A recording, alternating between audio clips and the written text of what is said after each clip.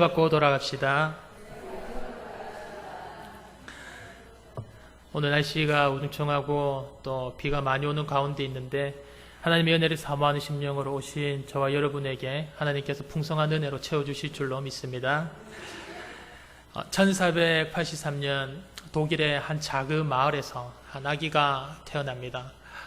이 아기의 아버지는 광부였습니다. 이 아기의 아버지는 첫 아들을 얻었다라는 큰 기쁨을 만끽하게 됩니다. 그리고 날이 밝자마자 교회로 다가가서 교회의 목사님께로 그 아이를 데리고 갑니다. 그리고 그 목사님께 기도와 세례를 받게 됩니다. 그리고 그 목사님께 아직 아이의 이름을 짓지 못했다라는 말씀도 전해드립니다. 그러자 목사님께서 이렇게 이야기를 합니다. 아버님, 마침 오늘이 성 마틴 축제 날이니 아이 이름을 마틴이라고 짓는 것은 어떻겠습니까? 이것으로 인하여서 우리가 잘 알고 있는 16세기 종교개혁을 이끌었던 마틴 루터의 생애가 시작이 되게 됩니다. 마틴 루터의 아버지 한스는 성실하고 부지런하였습니다. 그래서 경제적으로 집안이 어려움이 없었고 궁핍함이 없었습니다. 어머니 마가레데도 자녀를 엄격하게 교육을 하였습니다. 한스와 마가레데는 아들 마틴 루터가 법률가가 되기를 원하였습니다. 그래서 그 아들을 법률대학으로 진학을 시킵니다. 마틴 루터도 아버지 어머니의 뜻을 따라서 법률대학으로 진학을 하게 됩니다. 그리고 학교에서 법률가의 꿈을 키우면서 크게 좋은 성적으로 열심히 공부를 하게 됩니다. 어느 날이었습니다. 마틴 루터는 본인의 친한 친구와 함께 길을 걸으면서 자신의 미래의 그런 일들과 또 미래의 꿈들에 대하여서 친구와 함께 이야기를 나누고 길을 걸어가고 있었습니다.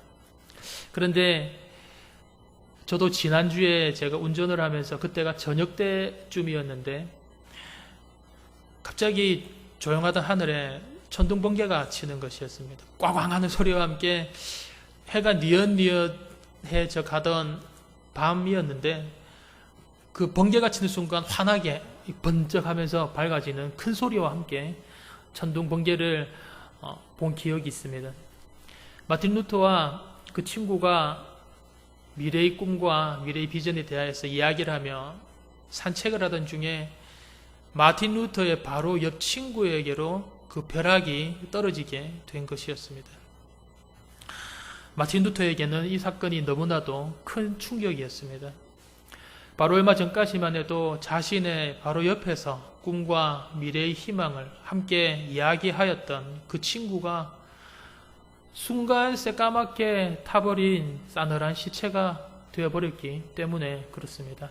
마틴 루터에게 이 사건은 아주 큰 충격이었고 너무나도 큰 두려움과 떨림을 생각되어지게 되는 그런 큰 사건이었습니다.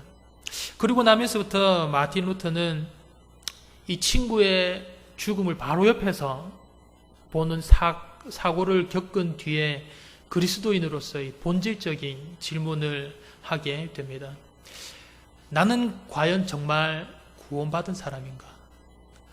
나는 정말 과연 하나님 아버지 앞에 지금 갔을 때 구원을 받을 준비가 되어 있는 사람인가? 만약 벼락맞은 사람이 나의 친구가 아니고 만약에 나였다면 나는 천국에 들어갈 수 있었던 사람이었는가? 그런 질문을 스스로 자문하게 됩니다. 그러면서 마틴 루터는 느껴보지 못하였던 두려움과 공포에 사로잡혀서 하나님 저를 구원하십시오 라고 하면서 법률가였던 법학도가 신학생으로 바뀌게 됩니다. 성 어거스틴 파수도원이라고 하는 수도원으로 마틴 루터가 이 사건을 겪고 나서 들어가게 됩니다. 아들이 법학도의 길을 걷기를 원하였던 부모님에게는 너무나도 큰 충격이었고 또 너무나도 큰 낙심과 실망을 하게 되는 일이었습니다. 하지만 아들의 굳게 결심을 한 그 결심을 바꿀 수는 없었습니다. 루터는 수도원에 들어간 이후에 수도원에서 요구하는 규칙 이상으로 본인을 연단을 하고 본인을 수련에 임하게 됩니다. 매일 밤마다 자신의 죄를 하나님께 루터는 고백을 드리면서 수도원에서 더 수도사스러운 그런 생활을 하게 됩니다. 하지만 아이러니하게도 그 전날에 하나님께 자신의 죄를 고백드리고 용서를 구하였던 자신의 모습이지만 또 다음날이 되면은 여전히 또 다른 죄 가운데 놓여있는 자신을 보고 루터는 절망을 하게 됩니다. 당시 종교적 분위기는 죄로 인한 하나님의 심판과 불과 형벌이라는 공포스러운 분위기가 당시 종교의 분위기였습니다. 루터는 이 해결되지 않는 이 죄의 문제와 그리고 이것으로 인하여서 오게 되는 하나님의 심판, 이것을 통하여서 루터는 상당한 큰 고뇌와 큰 고민을 하는 하루하루가 그의 삶이었습니다. 그러는 중에 루터는 성경 말씀을 통하여서 그의 삶에 있어서 가장 큰 전환점을 겪게 됩니다. 그를 회심하게 만들었던 그 성경 말씀이 바로 저와 여러분이 오늘 읽었던 로마서 1장 17절 말씀입니다. 로마서 1장 17절 말씀을 오늘 말씀 중에 자주 읽어볼 것인 한번 한 목소리로 한번 읽어보길 원합니다. 복음에는 하나님의 의가 나타나서 믿음으로 믿음에 이르게 하나니 기록된 바 오직 의인은 믿음으로 말미암아 살리라 함과 같으니라. 아멘. 의인은 믿음으로 말미암아 살리라. 믿음으로 말미암아 오직 믿음으로 말미암아 살리라 라는 이 진리를 루터가 발견하게 되면서 그의 삶에 상당히 큰 전환점을 가져지게 됩니다. 이때까지 루터의 구원가는 오직 공적을 쌓아야지만 그것이 쌓이고 쌓여서 구원에 이르게 된다라는 그의 구원관이었습니다. 하지만 그가 이 로마서 1장 17절 말씀을 통하여서 하나님을 인격적으로 만나게 됩니다. 문자였던 성경 말씀이 성령님의 감동으로 인하여서 루터에게 조명이 되어지게 되고 이를 통하여서 루터는 공포의 하나님에서 용서의 하나님을 만나게 됩니다. 루터는 마침내 새 사람이 되었고 마음의 평안이 그에게 찾아오게 됩니다. 그런데 그때 터지게 되었던 사건이 바로 면죄부 사건입니다. 면죄부란 로마 가톨릭이 베드로 성당을 대성전을 큰 성전을 아주 오랜 기간 동안에 짓다 보니까 재정이 부족하게 되었습니다. 그래서 이 재정을 충당하기 위하여서 타락의 타락으로 떨어지게 된 사건입니다. 면죄부의 내용은 무엇이냐면 어떤 죄를 지었든지 간에 아무리 큰 죄를 지었더라도 돈으로 인하여서 바로 이 돈으로 천국행을 살 수 있다라고 하는 로마 가톨릭의 주장으로 인하여서 지금 우리가 살아가고 있는 우리의 삶뿐만이 아니고 죽었던 우리 아버지, 돌아가셨던 우리 할아버지, 증조할아버지의 죄까지도 돈을 주기만 하면은 그분들도 연옥에 있다가 천국으로 가게 되는 그런 천국행 티켓을 살 수 있다라고 하는 바로 로마 가톨릭의 그런 면죄부의 주장이었습니다. 교황청에서 이렇게 주장을 하게 됩니다. 너희들이 아무리 죄가 있어도 이 면죄부를 사게 되면 모든 죄를 용서받을 수가 있고 나아가 살아있는 사람뿐만 아니라 죽었던 할아버지나 증조할아버지나 할머니, 죽은 사람의 죄까지도 면죄부를 사면 모두 죄 용서를 받고 연옥에서 천국으로 갈 수가 있다 라고 하면서 면죄부를 통하여서 용서와 구원과 의를 얻게 된다라고 이야기를 하였습니다. 당시 카톨릭 신부였고 교수였던 루터는 이 면죄부 판매로 인하여서 고민을 하던 중에 오늘 로마서 1장 17절의 말씀을 통하여서 깨달음을 얻게 되고 95가지 반박 대자보를 비텐베르크 교회 입구에 써서 크게 붙이게 됩니다.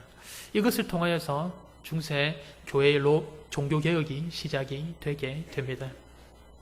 오늘 루터를 회심하게 하였던 말씀이 저 여러분이 읽었던 로마서 1장 17절 말씀입니다.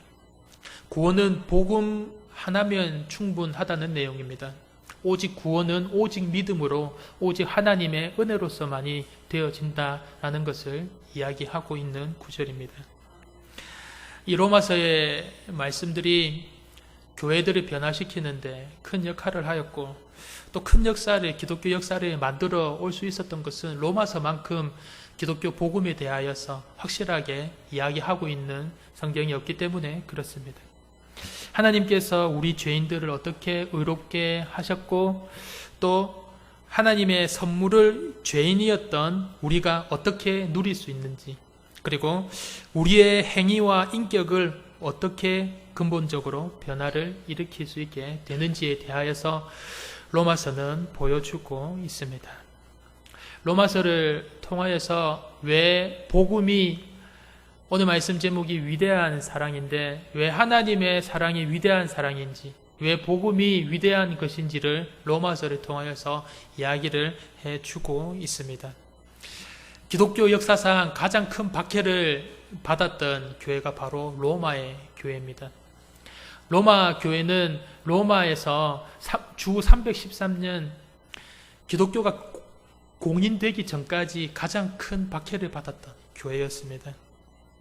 카타콤이라는 지하 무덤에서 교인들은 300년을 숨어서 지냈습니다. 자녀가 동굴에서 자라면 또 동굴에서 생을 마감하고 그것을 300년이나 하였던 것입니다. 어떤 고난인들 300년이 가겠습니까? 어떤 고난이라고 한들 300년을 이겨낼 수가 있겠습니까? 어떤 고난이라 한들 300년을 지탱해낼 수가 있겠습니까? 하지만 로마 교회는 300년을 고난을 당하였고 또 300년을 그 고난을 버텨왔습니다. 그런데 이렇게 로마 교회가 긴 기간 동안에 고난에 버틸 수 있었던 것은 바로 오늘 바울이 고린도에서 로마 교회를 향하여서 기술하였던 이 로마 교회에 편지를 적었던 이 로마서에 나와 있는 그들에게 전해진 복음이 있었기 때문에 그들이 이 모든 고난을 견뎌낼 수 있었다라는 것입니다. 바울은 주 57년경에 로마 교회에 로마서 내용을 보내게 됩니다. 저와 여러분이 가지고는 있지만 그 가치를 깨닫지 못하고 있는 것들이 많이 있습니다. 그 중에서 많이 있지만 그 중에서 다른 어떤 누구도 부럽지 않고 또 어떤 일에도 감사할 수 있으며 또 모든 사람들에게 나누어 주고 자랑하고 싶은 것 중에 가장 첫 번째가 무엇이 되십니까?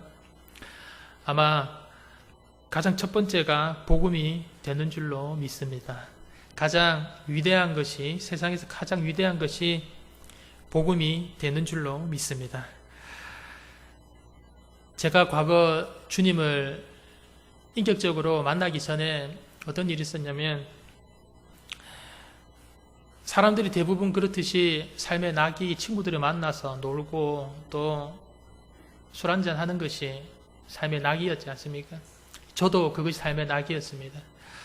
그런데 친구들이 만날 때마다 이야기하는 것이 무엇이냐면 너는 교회 다니면서 넌 어릴 때부터 교회 다녔다면서 왜 나한테 교회 가자고 이야기를 하지 않느냐라는 것이었습니다. 저는 친구들에게 교회 가자고 이야기를 하지 않았습니다.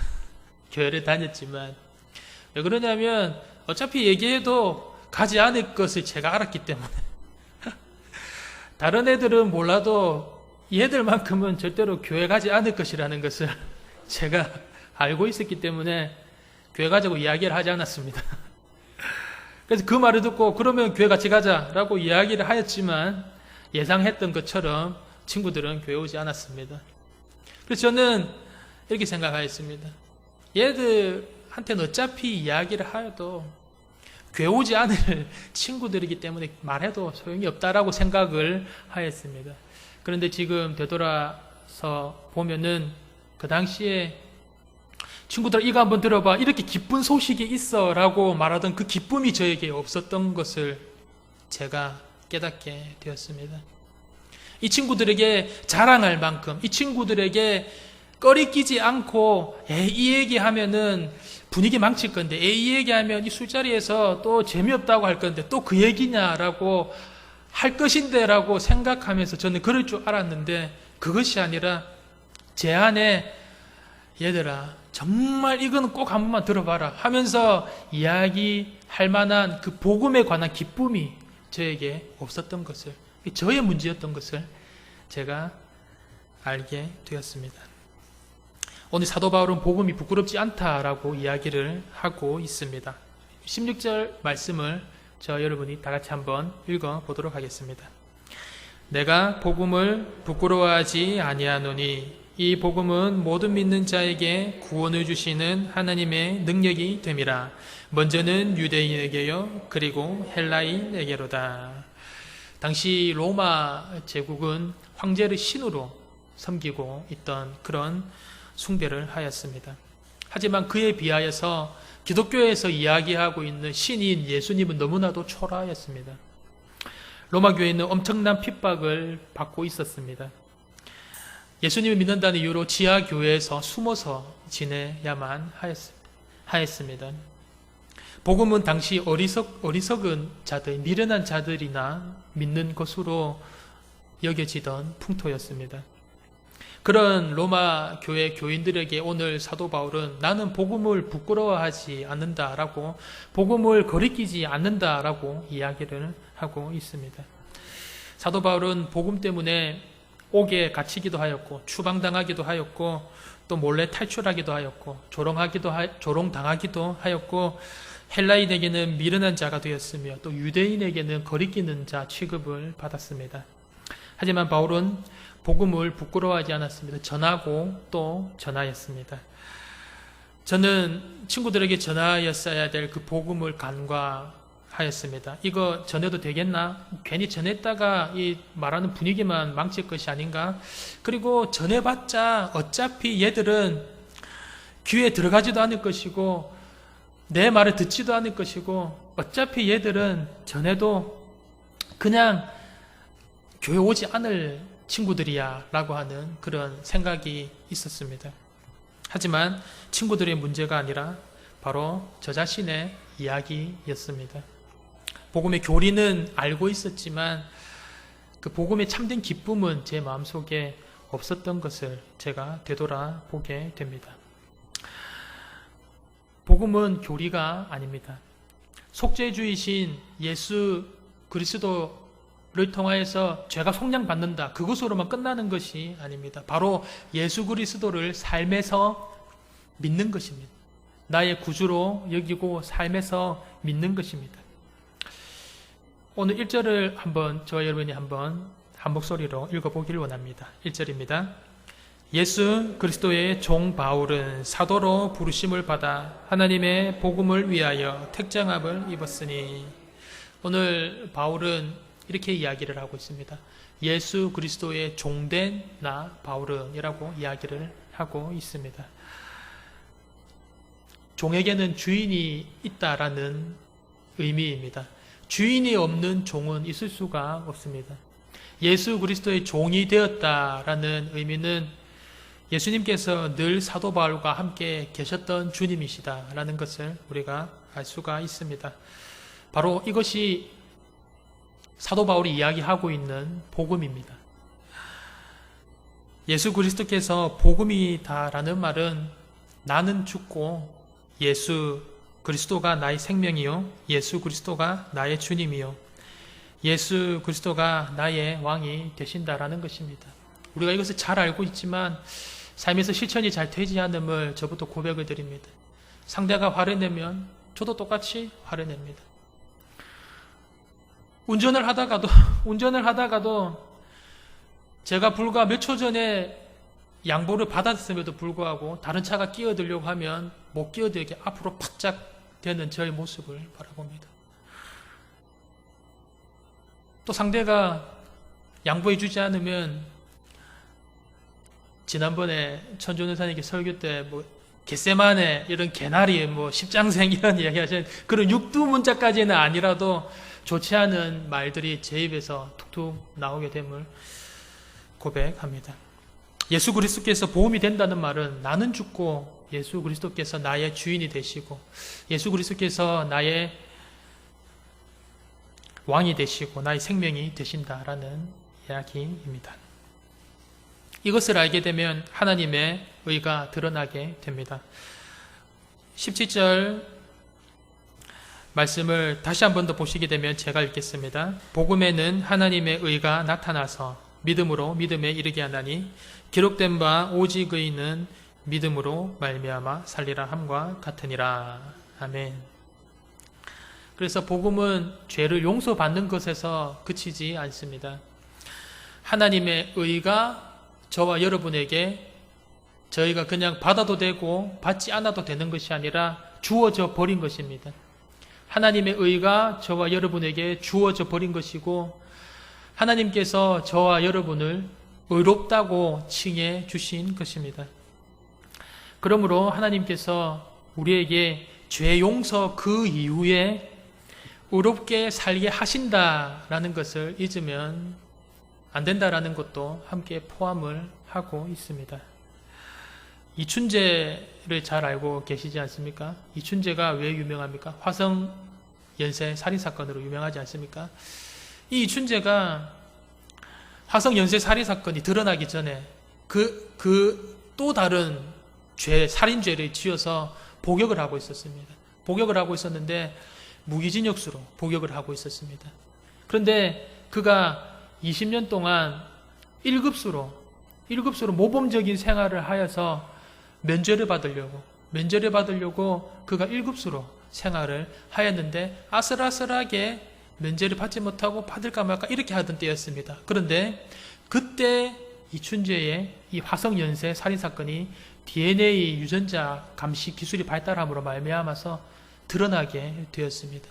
그것을 통하여서 주변의 동료들도 놀라고 또 주변의 간수들도 놀란 것을 우리가 알 수가 있습니다.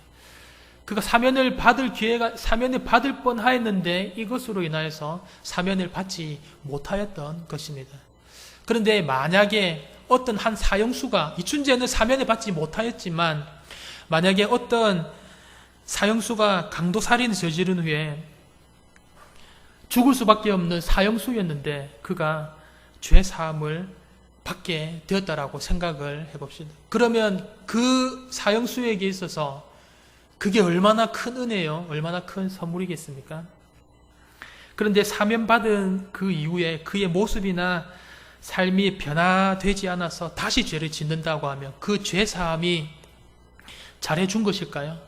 그에게 있어서, 그 사형수에게 있어서 다시 그가 그 삶으로 다시 돌아간다고 하면은 그 사형수에게 있어서 죄 사함을 하여 준 것이 과연 잘한 죄 사함일까요? 우리의 구원은, 저와 여러분의 구원은 단순히 죄 사함을 받았다라고 하는 것에서 끝나는 것이 아닙니다. 하나님께서 오늘 말씀에 보면 하나님의 의가 나타난다라고 나오고 있습니다. 저와 여러분에게 하나님의 의가 받아도 되고 안 받아도 되는 것이 아니라 죄의 속죄함을 받은 그 이후에는 하나님의 의가 저와 여러분에게 주어져 버린 것입니다. 하나님께서 저와 여러분을 의롭다고 칭해 주신 것입니다. 이 말은 사면받은 사형수처럼 죄 용서 이후에 하나님께서 우리를 의롭게 살게 하신다라는 것을 잊지 않으면 안 된다라는 것입니다. 나는 죽고 살아계신 예수 그리스도로 살아가는 것이다라는 것입니다. 이것이 잘 되지 않음을 고백합니다. 너무나도 쉽게 되지 않음을 고백합니다. 틈만 나면은 나의 자아가 나오고 틈만 나면은 나의 삶의 운전대를 내가 잡고 가려고 하는 그런 모습, 그런 인간의 죄성을 항상 고백합니다. 로마 교회 교인들이 어떻게 복음을 부끄러워하지 않고 300년 동안 그 가진 고난과 지하 무덤에서 견디면서 살아갈 수 있었겠습니까? 예수 그리스도께서 나를 위해서 죽으시고 내가 죄 사함을 받았다라는 그 교리로만 그렇게 견뎌낼 수는 없었을 것입니다. 그것은 바로 살아계신 예수님께서 함께 하셨기 때문에, 그들의 삶 속에서 지하 동굴 속에서 살아계신 예수님께서 항상 함께 동행하셨기 때문에 가능할 수 있었던 것입니다. 그래서 복음의 위대한 사랑, 하나님의 위대한 사랑, 복음의 그 위대성이란 그냥 저와 여러분의 죄가 사함을 받고 그것으로만 끝이 났다가 아니라 복음의 하나님의 죄 사함을 받고 나서 그 이후에 하나님의 의가 저와 여러분에게 주어져서 이제는 우리는 죽고 우리 안에 있는 예수 그리스도로 살아가는 삶임을, 그것이 바로 살게 하심을 복음의 위대함이 되는 줄로 믿습니다. 복음의 위대한 사실이 또 하나가 있는데, 그것은 모든 믿는 사람을 구원하시는 하나님의 능력에 있다라는 것입니다. 16절 말씀을 다시 한 번 더 저와 여러분이 읽어보길 원합니다. 16절입니다. 내가 복음을 부끄러워하지 아니하노니 이 복음은 모든 믿는 자에게 구원을 주시는 하나님의 능력이 됨이라. 먼저는 유대인에게요 그리고 헬라인에게로다. 오늘 사도 바울이 여기서 이야기하는 모든 사람에게 이 복음이 주어졌다라는 것을 우리가 주목해 볼 수가 있습니다. 유대 사람을 비롯하여서 당시 이방인, 헬라 사람, 그리스 모든 사람에게까지 복음이 주어졌다라고 이야기를 합니다. 이것은 복음에 있어서 장벽이 무너졌다라는 것을 우리가 볼 수가 있습니다. 당시 예수님의 제자들은 이 사실을 처음에는 믿지 못하였습니다. 당시 유대인들은 유대인에게만 하나님의 복음이 주어졌다라고 믿고 있었습니다. 예수님의 수제자였던 베드로조차도 그 사실을 믿지 못하였습니다. 하지만 이방인이었던 고넬료의 집 사람들에게 성령님이 임하시는 것을 보고 나서 그들이 깨닫게 됩니다. 우리 5절 말씀을 한번 한 목소리로 읽어보길 원합니다. 5절입니다. 그로 말미암아 우리가 은혜의 사도의 직분을 받아 그의 이름을 위하여 모든 이방인 중에서 믿어 순종하게 하나니. 아멘. 하나님의 계획은 바로 5절 말씀 끝부분에 나와 있는 말씀처럼 모든 민족이 믿고 또 순종하게 하시려는 것입니다. 당시로는 이방인에게 은혜가 주어졌다라는 것은 믿어지지 않는 일이었습니다. 이렇게 모든 민족의 구원의 문이 열렸는데 그 구원의 복음을 전파하러 갈 사람이 없었습니다. 누군가는 가서 그 복음을 이방인에게 전해 주어야 하는데 그럴 사람이 없었습니다. 그래서 이를 위하여서 이방인의 복음 전도자를 사도 바울이 자청하게 된 것이었습니다. 그래서 사도 바울이 자신을 복음의 빚진 자라고 오늘 14절에 이야기를 하고 있습니다. 14절 말씀을 한 목소리로 읽어보겠습니다. 14절입니다. 헬라인이나 야만인이나 지혜 있는 자나 어리석은 자에게 다 내가 빚진 자라면. 그래서 오늘 사도 바울은 이 빚진 자의, 복음의 빚진 자의 마음으로 로마에 예수님을 믿는 많은 사람들이 생겼다라는 소식을 듣고 흥분하고 기뻐하게 됩니다. 이렇게 복음의 위대함은 죄를 용서받는 것뿐만이 아니라 바로 나는 죽고 예수 그리스도와 함께 살게 만드시는 그런 능력에 있음, 또 뿐만이 아니고 모든 사람을 구원하시는 그런 위대성이 있고, 또 한 가지는 바로 구원의 조건이 다른 것이 아니라 믿음만 가지고 있으면 된다라는 것이 바로 복음의 위대성입니다. 16절 중반 부분을 한번 보시면 이 복음은 모든 믿는 자에게 구원을 주시는 하나님의 능력이 됨이라. 아멘. 구원은 오직 믿음으로 된다라는 것을 이야기를 하고 있습니다. 이것으로 인하여서 모든 종교가 해결하지 못하였던 그 문제를 단번에 해결하게 됩니다. 하나님께서는 구원의 조건을 어떤 것으로도 넣지 않으셨습니다. 선행을 구원의 조건으로 넣지 않으셨고 율법을 지켜야 한다고 요구하지도 않으셨습니다. 오직 자신의 죄를 회개하고 예수님께서 십자가에서 이루신 구원을 믿기만 하라는 것이 하나님께서 저와 여러분에게 주신 복음의 내용입니다. 그러므로 복음이야말로 세상에서 가장 귀하고 가장 위대한 것인 줄로 믿습니다. 오늘 사도 바울은 이 위대한 복음을 전하는 전파자로 부름받은 것으로만 기뻐하였습니다. 어떤 소식보다 이 복음이 더 기쁘고 더 귀중하였기 때문에 그렇습니다. 그래서 그는 이 복음 외에 다른 어떤 것들도 그에게 있어서는 배설물로 여긴다라고 이야기를 하고 있습니다. 사도행전 20장 24절 말씀을 제가 한번 읽어 보겠습니다. 믿음의 음성으로 들어보시기 원합니다. 내가 달려갈 길과 주 예수께 받은 사명 곧 하나님의 은혜의 복음을 증언하는 일을 마치려 하면은 나의 생명조차 조금도 귀한 것으로 여기지 아니하노라. 아멘. 오늘날 복음은 부끄러운 것, 거리끼는 것으로 취급을 받고 있습니다. 아까 권사님께서 기도하실 때도 내용이 나왔는데 코로나로 인하여서 마치 복음이 이 병의 온실인 것처럼 세상은 복음을 취급을 하고 있고 안타깝게도 믿으시는 분들 중에도 그렇게 생각하시는 분들이 많이 있습니다. 코로나로 인하여서 그런 일들이 생겼고 또 우리는 지옥에 갈 만한 죄인이다라고 하는 것도 다른 사람보다 더 낫다고 생각하시는 분들의 입장에서는 불쾌하게 여기시는 복음의 내용이 되기도 합니다. 또 오직 예수님으로만 통하여서 구원을 받을 수 있다라고 하는 그 내용이 어디서든 구원을 얻을 수 있는 지금 현대에서는 맞지 않는 관념으로 취급을 받고 있습니다. 그러므로 우리는 복음의 위대함을 더욱더 정확하게 알아야 하는 줄로 믿습니다. 복음은 단순히 우리의 죄가 사함을 받아서 천국에 가는 그 교리로만 끝나는 것이 아니라 하나님의 의가 저와 여러분에게 주어졌고 또 하나님께서 저와 여러분을 의롭다 하심으로 인하여서 우리는 죽을 수밖에 없는 사형수였는데 죄 사함을 받은 사형수처럼 죄 사면을 받은 사형수처럼 이제는 우리가 죽고 예수 그리스도와 함께 살게 하시는 것이 바로 이 복음의 위대함입니다. 우리의 삶이 변화되는 데는 두 가지 유형이 있다라고 합니다. 첫 번째 유형은 환경이 변화가 되어서 변화되게 되는 유형이라고 하고 두 번째는 내면에서부터 뒤바뀌어서 변화되는 유형이라고 합니다. 복음은 우리 사람의 내면을 완전히 변화시키는 줄로 믿습니다.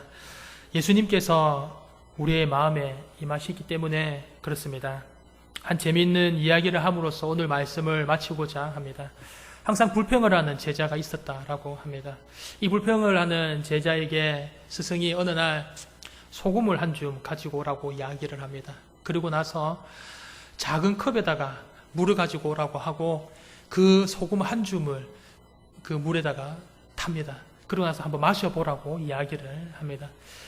제자가 그 물을 마시고 나서 스승이 묻습니다. 맛이 어떠냐? 당연히 너무나 짭니다, 스승님 하였습니다. 그러면 호수로 가보자 라고 이야기를 하였습니다. 그리고 나서 같은 양의 소금을 호수에 던져 넣습니다. 그리고 나서 다시 그 호수의 물을 떠서 제자에게 마셔보라고 이야기를 합니다. 맛이 어떠냐? 아무 맛도 나지 않고 물맛입니다. 스승이 이야기를 합니다. 같은 소금이라도 짠맛의 정도는 담는 그릇에 따라서 달라진단다. 인생의 고통도 마찬가지인데 내 속에 고통이 있다면 내가 컵이 되지 말고 호수가 되도록 하거라 라고 이야기를 하였다라고 합니다. 저와 여러분에게 지금 가진 고난을 향하여서 담고 있는 그릇은 어떤 그릇인지 한번 되돌아보기를 원합니다. 지금 느끼시는 고난이 크십니까? 고통이 크십니까? 아니면 삶이 어려우신가요? 그러면 우리 마음이 어떤지를 한번 되돌아보기를 원합니다. 빌립보서 2장 5절 이하의 말씀을 보면 이렇게 나오고 있습니다. 너희 안에 이 마음을 품으라. 곧 그리스도 예수의 마음이니. 예수님의 마음을 품으라고 하였는데 예수님의 마음의 그릇은 과연 어떤 그릇이었을까요? 작은 컵이었을까요? 아니면 호수 같은 그릇이었을까요? 그래서 아까 말씀드렸다시피 예수님께서 나의 삶의 주인이시여, 예수님께서 나의 삶의 생명이시여, 예수님께서 나의 삶의 왕이시여 라고 하는 삶을 살아가는 것은 정말로 쉽지 않음을 고백합니다. 아까 말씀드렸다시피 다른 사람이 화를 내면 나도 화를 내고 싶고, 또 아까 말했다시피 일상생활에서 운전하는 그런 운전조차도 나는 불과 몇 분 전에 양보를 받았는데도 나는 다른 사람을 양보해 주기 싫고, 또 다른 사람이 또 나를 양보해 주지 않는다고 해서 좋지 않은 말들이 입 밖에 툭툭 던져져 나오는 그런 삶임을 고백을 드립니다. 예수 그리스도의 복음이란 나는 죽고 예수 그리스도로 사는 것을 이야기합니다. 예수님의 마음을 품고 사는 것을 이야기를 합니다. 무엇이 우리 마음을 바꿀 수 있겠습니까? 돈입니까? 명예입니까? 지식입니까? 아닙니다. 나는 죽고 예수 그리스도로 살아가는 십자가 복음뿐인 줄로 믿습니다. 그래서 십자가 복음이 세상에서 어떤 것들보다 비교할 수 없는 가장 위대한 것입니다. 이번 한 주간을 살아가시면서 예수님을 바라보시고 또 예수님을 만나시며 예수님과 함께 나아가시는 그런 한 주가 되는 저와 여러분이 되시기를 간절히 주님의 이름으로 축복합니다. 기도하겠습니다. 사랑과 은혜가 풍성하신 아버지 하나님, 세상과 삶을 변화시키는 것은 돈이 아니요, 권력이 아니요, 지식이 아니요, 나는 죽고 예수 그리스도로 사는 십자가 복음뿐임을 고백합니다. 하지만 이것이 잘 되지 않음을 고백드립니다. 우리의 삶 속에서 틈만 나면 나 자아가 드러나게 되고 나 자아가 나 삶의 운전대를 잡고 있는 모습을 문득문득 발견하게 됩니다. 이번 한 주간에 살아가면서 예수 그리스도의 십자가의 은혜를 힘입게 하시고 주님의 은혜와 사랑을 다시 한 번 더 만방에 나타내는 삶으로 노력하는 그런 복된 삶이 되는 귀한 우리가 될 수 있도록 주님 은혜로 인도하여 주시옵소서. 예수 그리스도 이름으로 기도드립니다. 아멘.